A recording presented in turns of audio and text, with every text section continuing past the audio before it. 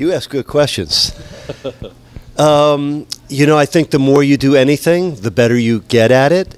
I think one of the beautiful things about being in one place for this long a period of time is the relationships you build, not only within your own organization, but with all the other organizations, with referees, with coaches, with players on other teams. But I think as the years have gone on, I hope I've gotten better at what I've done. I know I've gained a great deal of knowledge, not only from the people I work with, but all the other coaches in the league that are so open and communicating stuff with us before each and every game. So I hope I'm more knowledgeable, and I think, you know, while still reflecting all the emotions of the home team, I think one of my #1 goals is always tell the other team's story as intelligently as you can, and call the game as objectively and honest as you can. And that sometimes is one of the most challenging things about the job.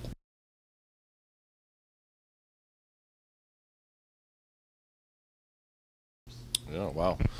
You're hitting on a good one there, because I think that position really has changed. I'm a little biased being a former point guard, but I do think it's the most demanding position, particularly when you come in the league as a young player, because you have to worry about all the other guys on the floor, not just yourself. You have to know where everyone's supposed to be. You have to understand their strengths and their weaknesses and when to get them the ball and when not to get them the ball, which is equally as important.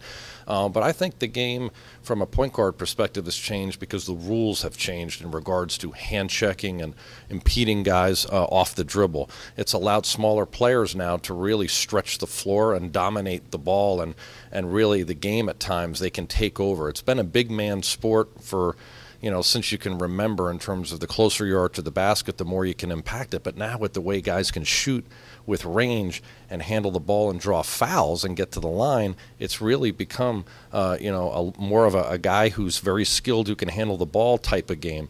I think more when I played, it was more about a pass-first mentality where you're trying to get everyone involved and run offense. Now a little bit more you're seeing point guards who have not only a pass up, you know, mentality, but more of a shooting mentality where they can really take over games.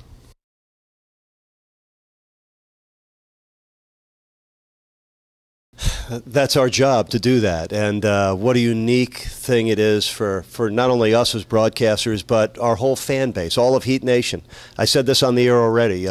We're 31 years old as a team, and we have experienced a lot, from expansion to playoff heartbreak to 3 championships. But we've never experienced, with the highs and lows, but we've never experienced anything quite like this.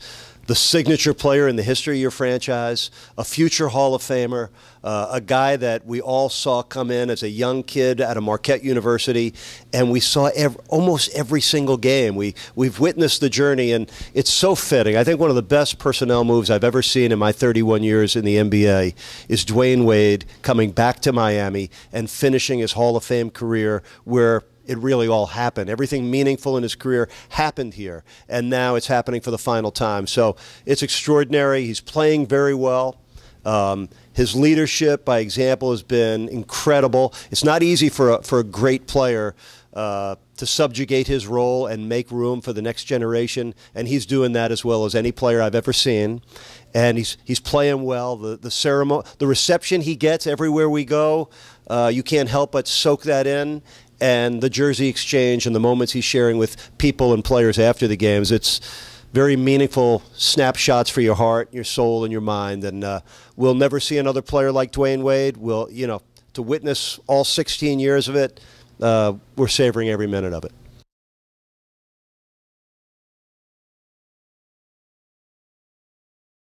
Well, look, I think it's a very personal thing. I would tell you, you know, from my experience, most of us leave kicking and screaming. We don't want to go, but it's an injury. It's you know, age eventually catching up to you where you can't display the same skills. It's typically your skill level is actually at its highest, but your body just starts breaking down. And I think what's great about Dwayne is he's still performing at a high level. I mean, there's some nights where he's, you know, looking like vintage Dwayne Wade, where he's taking over games. So I'm really happy for him because he's going out on his own terms, and that's a very rare thing to do, and to play as long as he has, the way he's played. I mean, his reckless abandon, the way he attacks the rim, and those are qualities that I've always loved and respected about him. To me, his fearlessness going to the basket and taking the last shot when the game's on the line, I mean, that's a rare thing that he's done at a high level for a long period of time. So I think it's special that he's able to go out on his own terms.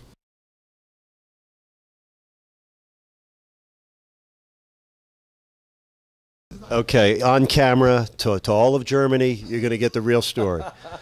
Jack Ramsey and I were in a cab going to a Heat Chicago game in Chicago, and as Jack so often would, he engaged this particular cab driver in conversation, and my interest got piqued when the cab driver said he loved listening to Chicago Bulls games on radio. So I chimed in and asked the guy, you know, why? What do you love about listening to it on radio?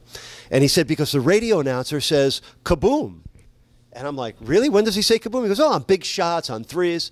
So I turned in the cab in the back seat, and I looked at Jack. I said, isn't that amazing? All the knowledge, all the stuff we're trying to talk about at games, and this is what this fan was attracted to. I said, I'm going to use a kaboom. This was in the mid-'90s, before threes were the rage that they are now.